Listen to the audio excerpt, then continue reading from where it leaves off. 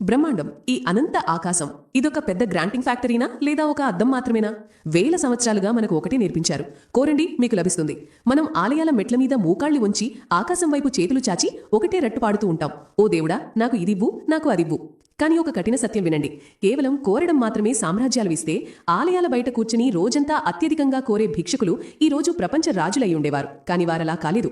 మనకు అనిపిస్తుంది మనం లా ఆఫ్ అట్రాక్షన్ తెలుసుకున్నామని. గోడ మీద పెద్ద కారు లేదా భవనం ఫోటో వేస్తే బ్రహ్మాండం మన జేబులో పడేస్తుందని. కానీ నిజమేమిటంటే 99% మంది ఈ ఆటలో ఓడిపోతారు. వారి విజన్ బోర్డులు ధూళి పట్టిపోతాయి, వారి ప్రార్థనలు గాలిలో కలిసిపోతాయి.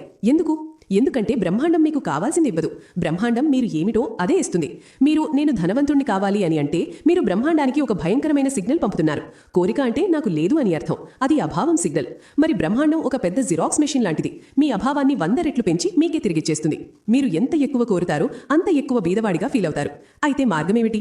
వేల సంవత్సరాల క్రితం క్వాంటం ఫిజిక్స్ పుట్టకముందే భారతీయ ఋషులు ఈ బ్రహ్మాండం కోడ్ను క్రాక్ చేశారు. వారు దీన్ని మేనిఫెస్టేషన్ అనలేదు, వారు దీన్ని సంకల్పం అన్నారు. సంకల్పం, ఇది సాధారణ పదం కాదు. ఇది కేవలం కోరిక కాదు, ఆశ కాదు. ఇది కావాలని ఉంది అనే ఆశ కాదు. సంకల్పం అంటే చైతన్యం యొక్క ఆ స్థితి, ఎక్కడ ఎంపికలు అంతరించిపోతాయి. ఇదే ఆ శక్తి. 5 ఏళ్ల బాలుడు ధ్రువుని కోసం భగవంతుణ్ణి భూమి మీదకు దింపిన శక్తి. ఇదే పితామహ భీష్మునికి తన మరణ సమయాన్ని స్వయంగా ఎంచుకునే శక్తి ఇచ్చినది. ఈ వీడియోలో మనం పశ్చిమ లా ఆఫ్ అట్రాక్షన్ యొక్క ఉపరితల అబద్ధాలను తెంచేద్దాం. సైమాటిక్స్ సైన్స్ ను అర్థం చేసుకుందాం. మన ప్రార్థన వినిపించాలా వద్దా అని నిర్ణయించే ఆ రహస్య వాహక శక్తిని తెలుసుకుందాం. సిద్ధమా మీ వాస్తవికతను హ్యాక్ చేయడానికి, మాంగేవాడి నుండి సృష్టికర్తగా మారడానికి? అయితే సత్య ప్రయాణం ప్రారంభిద్దాం. ఆధ్యాత్మిక లోతుల్లోకి దిగే ముందు సైన్స్ భాషలో అర్థం చేసుకోవాలి. మీ మాటలు, మీ ఆలోచనలు నిజానికి ఏమిటో. 1916లలో Swiss scientist doctor Hans Jenny ఒక విప్లవాత్మక ప్రయోగం చేశారు. దానికి సైమాటిక్స్ అని పేరు పెట్టారు. ఒక మెటల్ ప్లేట్ మీద ఇసుక లైకోపోడియం పౌడర్ పూసి దాని కింద నుంచి వివిధ ఫ్రీక్వెన్సీల సౌండ్ పాస్ చేశారు. జరిగింది ఆధునిక సైన్స్ ను స్తంభింపచేసింది. సౌండ్ మొదలయ్యేసరికి ఆ నిర్జీవ ఇసుక నృత్యం చేయసాగింది. కళ్ళు మూసుకుంటే చూడండి, ఆ అరాచక ఇసుక తనను తాను అందమైన సంక్లిష్టమైన జామితీయ ప్యాటర్న్లలో మలిచేసుకుంది. ఫ్రీక్వెన్సీ మార్చగానే ప్యాటర్న్ కూడా మారిపోయింది. కానీ అత్యంత ఆశ్చర్యకరమైన క్షణం వారు టోనోస్కోప్ అనే పరికరంలో ప్రాచీన వేదిక ఓం ధ్వని ఉచ్చరించినప్పుడు. ఓం ధ్వని మ్రోగగానే ఇసుక ఏ ఆకారం తీసుకుందంటే అది సాధారణ వృత్తం కాదు, త్రిభుజం కాదు. ఇసుక శ్రీయంత్రం యొక్క సరైన ఆకారాన్ని సృష్టించింది. ఆలోచించండి, వేల సంవత్సరాల క్రితం ఋషులు శ్రీయంత్రాన్ని ఎలా రచించారు? వారి దగ్గర టోనోస్కోప్ లేదు కదా. సమాధానం ఏమిటంటే వారు లోతైన ధ్యానంలో బ్రహ్మాండం ధ్వనిని విన్నారు, చూశారు. వారికి తెలుసు ధ్వని అంటే ఆకారమే అని. ఇప్పుడు ఈ సైన్స్ ను మీ జీవితంలో అప్లై చేయండి. మీ శరీరం 70% నీటితో ఉంటుంది. జపాన్ సైంటిస్ట్ డాక్టర్ మసారు ఇమోటో నిరూపించారు, నీటికి స్మృతి ఉంటుంది. మీరు నీటి ముందు ప్రేమ లేదా కృతజ్ఞత మాట్లాడితే దాని అణుసంరచన అందంగా మారిపోతుంది. కానీ ద్వేషం, భయం లేదా అసహాయత మాట్లాడితే అది చీలిపోయి వికారంగా మారిపోతుంది. మీరు రోజంతా నేను ఇబ్బందుల్లో ఉన్నాను, నా అదృష్టం చెడ్డది, నాకు ఈ ఉద్యోగం కావాలి ఎందుకంటే నాకు డబ్బు లేదు అని అంటే మీరు నిజానికి ఏం చేస్తున్నారు? మీ శరీరంలో 70% నీటిని మీ చుట్టూ ఉన్న క్వాంటం ఫీల్డ్ను చీలిపోయిన వికారమైన ప్యాటర్న్లో అమరుస్తున్నారు. మీ స్వంత వాస్తవికతను దురదృష్టాకారంలో మలుస్తున్నారు. మన ఋషులు దీన్ని తెలుసుకున్నారు కాబట్టే మంత్ర విజ్ఞానాన్ని సృష్టించారు. మంత్రం అనేది ఏ ధార్మిక ఆచారం కాదు, ఇది సౌండ్ టెక్నాలజీ. మన్ అంటే మనస్సు, త్ర అంటే సాధనం లేదా రక్షణ. మంత్రం అంటే మీ మనస్సు యొక్క అనియమిత వైబ్రేషన్స్ ను లేజర్ శక్తిగా మార్చే సాధనం. కానీ ఆగండి, కేవలం పలకడం మాత్రమే అన్నీ జరిగిపోతే ప్రతి మంత్రం జపించేవాడు సక్సెస్ అయి ఉండేవాడు. కానీ చాలా మంది సంవత్సరాల తరబడి జపిస్తారు, జీవితం మారదు. ఎందుకు? లోపం మంత్రంలో కాదు, లోపం వాణి యొక్క ఆ స్థాయిలో ఉంది. ఎక్కడి నుంచి ఆ మంత్రం పలుకుతున్నారు? మనం అనుకుంటాం మనం నోటితో మాట్లాడతామని, కానీ వేదాలు చెబుతాయి మాట్లాడటం 4 దశల్లో జరుగుతుంది. చాలా మంది చివరి దశ మాత్రమే తెలుసు. అదే వారి వైఫల్యానికి కారణం. రండి ఈ వాణి సోపానాన్ని అర్థం చేసుకుందాం. వైఖరి, ఇది మీ చెవులు వినే వాణి. నేనిప్పుడు మాట్లాడుతున్నది వైఖరి. ఇది అత్యంత బాహ్య పొర. ఆలయంలో వెళ్ళి ఓ భగవంతుడా నన్ను కాపాడు అని అంటే మీరు వైఖరి ఉపయోగిస్తున్నారు. సమస్య ఏమిటంటే మీరు నోటితో నేను ధనవంతుడిని అని అంటే, కానీ మీ మనసులో నేను అప్పులో మునిగిపోయాను అని తిరుగుతుంటే బ్రహ్మాండం వైఖరిని వినిపించుకోదు. వైఖరి శక్తి 0, దానికి వెనుక ముంచి ఊర్జవస్తేనే. మధ్యమ, ఇది మీ గొంతు గుండె మధ్య ఉన్న వాణి. ఇది మీరు మీతో చేసుకునే సంభాషణ. ఇది నిజంగా జరుగుతుందా? ప్రజలేమంటారు? బహుశా నేను దానికి అర్హుడిని కాదు. ఈ దాచిన ఆలోచనలో మధ్యమ. వైఖరి మధ్యమ మధ్య యుద్ధం జరిగితే అంటే మీరొకటి పలుకుతారు, ఇంకొకటి ఆలోచిస్తారు. దాన్ని ఖండిత సంకల్పం అంటారు. అది ఎప్పుడూ ఫలించదు. పశ్యంతి, దీనర్థం చూడటం. ఇది మాటల్లో కాదు, చిత్రాల్లో ఉంటుంది. ఇది నాభి నుంచి లేస్తుంది. ఒక చిత్రకారుడు పెయింటింగ్ ముందు దాన్ని మనసులో చూస్తాడు, లేదా మీకు హఠాత్తుగా ఐడియా వస్తుంది. అది పశ్యంతి. సంకల్పం యొక్క నిజమైన శక్తి ఇక్కడి నుంచి మొదలవుతుంది. ఋషులు దీన్ని సత్కల్పన అన్నారు. సత్యం యొక్క కల్పన. ఇది డే డ్రీమింగ్ కాదు, ఇది మీ అంతర్గత కన్నుతో ఆ వాస్తవికతను చూడటం. ఇప్పటికే భౌతిక ప్రపంచంలోకి రావాలని తపన పడుతున్న వాస్తవికతను. పర, వాణి యొక్క అత్యున్నత స్థాయి. ఇది మూలాధారం, నిశ్శబ్దం నుంచి బయలుదేరుతుంది. ఇది క్వాంటమ్ ఫీల్డ్. ఇక్కడ మాటలు లేవు, చిత్రాలు లేవు. ఇక్కడుండేది కేవలం ఇచ్ఛాశక్తి, శుద్ధ జ్ఞానం. ఇది మీరు పరమాత్మ ఒకటైన స్థానం. వైఫల్యం యొక్క గణితం. మనం వైఖరి నుంచి కోరుతాం, మధ్యమలో సందేహిస్తాం, పశ్యంతిలో భయాన్ని చూస్తాం, పరాతో మన సంబంధం తెరిపోయి ఉంటుంది. విజయం యొక్క గణితం. నిజమైన సంకల్పం అప్పుడు జరుగుతుంది ఈ 4 ఒక సరళ రేఖలో అమరినప్పుడు. మీరు పరాలో ఫీల్ చేసినది, పశ్యంతిలో చూసినది, మధ్యమలో ఆలోచించినది, వైఖరిలో పలికినది అన్నీ ఒకటైనప్పుడు. అప్పుడు మీ మాటలు బ్రహ్మవాక్యాలవుతాయి. అప్పుడు మీరు అన్నది ప్రకృతి తప్పకుండా నెరవేర్చాల్సి వస్తుంది. ఇప్పుడు చరిత్రలోని ఆ 2 మహానాయకులను చూద్దాం. వారు ఈ విజ్ఞానాన్ని ఉపయోగించి అసాధ్యాన్ని సాధ్యం చేశారు. మొదటి కథ 5 ఏళ్ల బాలుడిది, ధ్రువుడు. ధ్రువుడి కథ తిరస్కారం కథ. అతని సవతి తల్లి సురుచి అతని తండ్రి రాజు ఉత్తానపాదుడి ఒడిలో నుంచి నెట్టేసింది. రాజు ఒడిలో కూర్చోవాలంటే నా కడుపు నుంచి పుట్టాలి, ఈ జన్మలో నీకు స్థానం లేదు అని చెప్పింది. సాధారణ బాలుడు ఏడ్చి గడ్డిపెట్టి తండ్రి దగ్గర బిచ్చమడిగేవాడు. కాని ధ్రువుడు కోరడాన్ని నిరాకరించాడు. అతని స్వాభిమానం ఒక సంకల్పాన్ని పుట్టించింది. నేనా స్థానం సాధిస్తాను, నా తండ్రి తాత సప్తర్షుల కంటే ఉన్నతమైన స్థానం. అతను అడవిలోకి వెళ్లాడు. నారదుడు భయపెట్టి తిరిగి పంపించాలని చూశాడు. కాని ధ్రువుడి సంకల్పం అచంచలం. అతను తపస్సు ప్రారంభించాడు. శాస్త్రాలు చెబుతాయి ధ్రువుడు తన శ్వాసను ఆపేశాడు. ఆ క్షణం నుంచి సమస్త బ్రహ్మాండం శ్వాస ఆపుకుంది. ఇది రూపకం, కాని అర్థం లోతైనది. ధ్రువుడు తన చైతన్యాన్ని అంతగా ఏకాగ్రం చేశాడు. వ్యష్టి నుంచి సమష్టి అయిపోయాడు.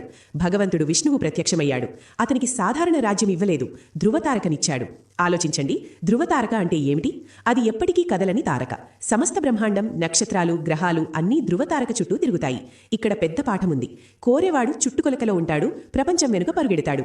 సంకల్పం తీసుకునేవాడు కేంద్రమవుతాడు, ప్రపంచం అతని చుట్టూ తిరుగుతుంది.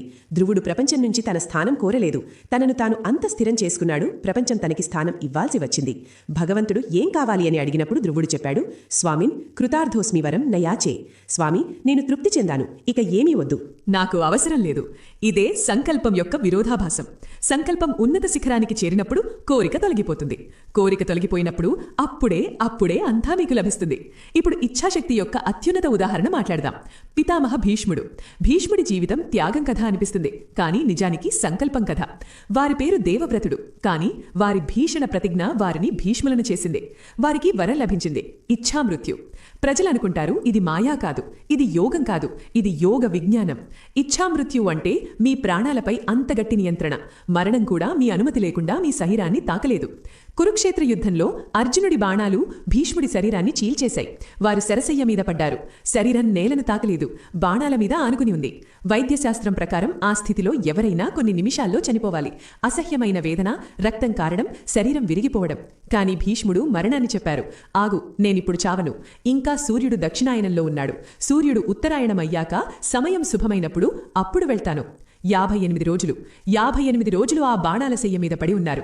తమ వేదనను సంకల్పమగ్నిలో కాల్చేశారు. హాయ్ తౌబా అని అరవలేదు, నొప్పికి బిచ్చం అడగలేదు. ఆ స్థితిలో కూడా యుధిష్ఠిరునికి శాంతి పర్వం జ్ఞానమిచ్చారు, రాజధర్మం నేర్పారు. ఇది మనకి ఏం నేర్పిస్తుంది? ఈ రోజు మనం చిన్న చిన్న ఇబ్బందులకే ఓడిపోతాం. నా మూడ్ చెడిపోయింది, నా తలనొప్పి, నాకు సాధ్యం కాదు. కానీ అక్కడొక వృద్ధ యోధుడు శరీరం రోమం గాయపడి ఉన్నా తన మరణాన్ని హోల్డ్లో పెట్టేశాడు. ఎందుకంటే అతని సంకల్పం ఇంకా పూర్తి కాలేదు. సంకల్పం అంటే పరిస్థితులు ఎలాంటివైనా మీ అంతర్గత నిర్ణయం అచంచలంగా ఉండాలి. భీష్ముడు నిరూపించారు, పదార్థం మీద చైతన్యం విజయం సాధ్యమే, సంకల్పం అడగనిదైతే. ఇప్పుడు ప్రశ్న, మనం ఈ సంకల్పం ఎలా తీసుకోవాలి? మన రోజువారీ కోరికలను బ్రహ్మాండీయ ఆదేశంగా ఎలా మార్చాలి? వైదిక విజ్ఞానంలో సంకల్పం తీసుకోవడానికి చాలా ఖచ్చితమైన విధానం ఉంది. దీన్ని జాగ్రత్తగా వినండి, మీ జీవితంలో భాగం చేసుకోండి. మొదటి, సమయ ఎంపిక.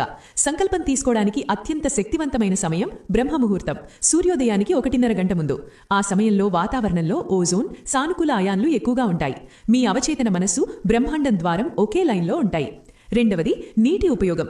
ఎప్పుడైనా ఆలోచించారా, సంకల్పం ఎప్పుడు చేతిలో నీరు పట్టుకునే తీసుకుంటారు ఎందుకు? గుర్తుంచుకోండి, డాక్టర్ మసారు ఇమ్మోటో పరిశోధన. నీటికి స్మృతి ఉంటుంది. నీరు ప్రోగ్రామబుల్ మెమరీ చిప్ లాంటిది. విధానం, కుడి చేతిలో కొంచెం నీరు తీసుకోండి. ఆ నీరు సాక్షి. ఆ నీరు మీ శరీర ఊర్జను బ్రహ్మాండ ఊర్జతో అనుసంధానం చేస్తుంది. ఇప్పుడు ఆ నీరు చూస్తూ మీ పశ్యంతిలో మీ లక్ష్యాన్ని స్పష్టంగా చూడండి. తర్వాత వైఖరి, మధ్యమను ఒకటి చేసి మీ సంకల్పం పలకండి. నాకిది కావాలి అని కాదు, నేను ఈ కార్యం చేయడానికి సంకల్పం తీసుకుంటున్నాను. ఇది నా సత్యం. బ్రహ్మాండం అన్ని శక్తులు నా కార్యంలో సహకరిస్తున్నాయి అని. తరువాత ఆ నీరు తాగేయండి లేదా నేల మీద పోయండి. మీరా నీరు తాగితే సంకల్పం మీ శరీరం ప్రతి కణంలో వ్యాపించిపోతుంది, మీ డిఎన్ఏలో భాగమవుతుంది. మూడవది శివ సంకల్ప సూక్తం. యజుర్వేదంలో మనస్సును నియంత్రించడానికి 6 అత్యంత శక్తివంతమైన మంత్రాలు. వాటిని శివ సంకల్ప సూక్తమంటారు. వారి ముఖ్య స్వరం తన్మే మన శివ సంకల్పమస్తు. అంటే నా మనస్సు జాగృతి స్వప్నంలో దూరం దూరం వెళ్లేది, అది ఎప్పుడూ శుభ కళ్యాణకర సంకల్పాలతో ముడిపడి ఉండాలి. రోజూ ఈ లైన్ రిపీట్ చేయండి. మీ మనస్సును కుప్పలు తీసి శివత్వం మీద ఫోకస్ చేస్తుంది. నాలుగవది వికల్పాల నాశనం. సంకల్పం యొక్క శత్రువు వికల్పం. ఇది కాకపోతే ఇంకొకటి చేస్తాను, ఆ క్షణం మీ సంకల్పం చనిపోయింది. భీష్ముడి దగ్గర ఏ ప్లాన్ లేదు, ధ్రువుడి దగ్గర ఇంటికి తిరిగి వెళ్లే వికల్పం లేదు. సంకల్పం అంటే ఇదే జరుగుతుంది లేదా నేను నశించిపోతాను. స్నేహితులారా, ఈ జీవితం లాటరీ కాదు, నంబర్ రావాలని వేచి ఉండేది కాదు. ఇదొక ఖాళీ కాగితం. సంకల్పం ఆ కలం, దానితో మీరు మీ కథ రాస్తారు. బిచ్చం అడగడం మానండి, నాకు ఏమీ లేదని ఫిర్యాదు చేయడం మానండి. మీ వెన్నెముకను నిటారుగా చేయండి. మీ కళ్లల్లో ఆ కాంతి తీసుకురండి, ధ్రువుడి కళ్లల్లో ఉన్న కాంతి. ఈ రోజు ఇప్పుడే ఒక సంకల్పం తీసుకోండి. చిన్న సంకల్పం కాదు, మిమ్మల్ని భయపెట్టే సంకల్పం, మీ ప్రాణాలు పడంగా పెట్టగల సంకల్పం. మీ కెరీర్లో శిఖరం చేరడమైనా, శరీరాన్ని మార్చడమైనా, ఏ దురలవాటును వేళ్ల నుంచి పీకేయడమైనా. చేతిలో నీరు తీసుకోండి, బ్రహ్మాండం కళ్లల్లోకి కళ్ళు పెట్టి చెప్పండి, నేనిది చేసి తీరుతాను. గుర్తుంచుకోండి, మీ సంకల్పం సత్యంతో ముడిపడినప్పుడు దేవుడు కూడా మీ దారిలో అడ్డం పడడు, మీ సారథి అవుతాడు. ఈ వీడియో ముగిసిన తర్వాత వెంటనే మరో వీడియోకి స్క్రోల్ చేయకండి. 2 నిమిషాలు నిశ్శబ్దంగా కూర్చోండి. మీ జీవితం యొక్క ఉద్దేశం ఏమిటో ఆ ఒక్క విషయాన్ని వెతకండి. మరి ఈ రోజు మీ లోపల నిద్రాణమై ఉన్న అగ్ని మేల్కొన్నట్టయితే, మీ శక్తి యొక్క గుర్తింపు వచ్చినట్టయితే కింద కామెంట్లో నేను నా సంకల్పాన్ని లాక్ చేస్తున్నాను అని రాయండి. చూద్దాం ఈ రోజు ఎంతమంది తమ విధిని రాసుకునే ధైర్యం చూపిస్తారో.